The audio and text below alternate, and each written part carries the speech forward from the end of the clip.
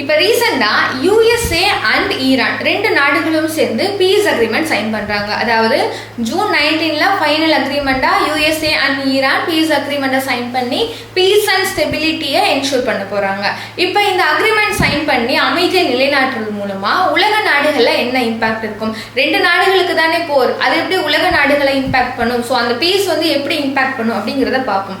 First, இப்போ நமக்கு அமைதி நிலைநாட்டப்பட்டுச்சு அப்படின்னா நமக்கு ஸ்ட்ரெயிட் ஆஃப் ஹார்மஸ்ல ஈரான் விதிக்கப்பட்ட தடையை ரிமூவ் பண்ணுவாங்க. ஸோ அது மூலமா நமக்கு ஸ்ட்ரெயிட் ஆஃப் ஹார்மஸ் மூலமா Bahrain, Kuwait and Saudi Arabia போன்ற நாடுகள்ல இருந்து வரக்கூடிய எண்ணெய்ங்கிறது முக்கியமா பெட்ரோலியம், க்ரூட் ஆயில், அது அதுல இருந்து நம்ம பெட்ரோலியம் அண்ட் டீசலை எடுப்போம். இப்போ நமக்கு ஸ்ட்ரெயிட் ஆஃப் ஹார்மஸ் ஓபன் பண்றது மூலமா உலக நாடுகள்ல இப்போ ஏற்பட்ட ஃபியூவல் கிரைசிஸ்ங்கிறது திரும்பவும் என்ன ஆகும்னா ரிவர்ஸ் ஆகும். நமக்கு ஃபியூல் கிரைசிஸ் இல்லாம போகும்.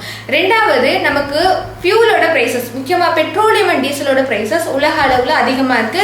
இந்தியாவிலையும் கூட பெட்ரோலோட பிரைஸ்ங்கிறது இன்க்ரீஸ் ஆயிருக்கு. ஸோ அது நமக்கு கம்மியாகும்.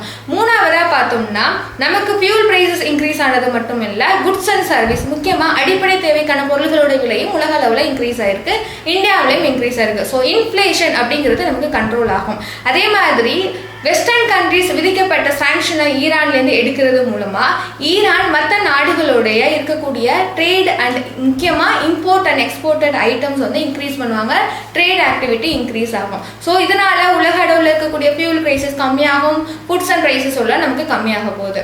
ஸோ இதனால இந்தியாவுக்கு என்ன இம்பாக்ட் அப்படின்னு பார்த்தோம்னா, இந்தியா அண்ட் ஈரானுக்கு நடுவில் நமக்கு Chabahar port, India Middle East economic corridor, அதே மாதிரி இன்டர்நேஷனல் நார்த் சவுத் டிரான்ஸ்போர்ட் காரிடர்ங்கிறது டெவலப்மெண்ட் இன்னும் நமக்கு ஃபர்தராக இன்க்ரீஸ் ஆகும். ஸோ இது எல்லாமே நமக்கு பீஸ் அக்ரிமெண்ட்னால உலக அளவில் ஏற்படக்கூடிய முக்கியமான பெனிஃபிட்ஸாக இருக்குது அண்ட் இம்பாக்டாக இருக்குது. ஸோ இது எல்லாமே பாசிட்டிவாக நம்ம உலகத்தை இம்பாக்ட் பண்ணக்கூடியது. இப்போ இந்தியா, யூஎஸ்ஏ, ஈரான் மூன்று கண்ட்ரிகளிலும் எந்த இன்டர்நேஷனல் ஆர்கனைசேஷன்ல மெம்பரா இருக்காங்க? ஸோ இந்த கேள்விக்கான பதில கமெண்ட் பண்ணுங்க. தேங்க்ஸ் ஃபார் வாட்சிங்.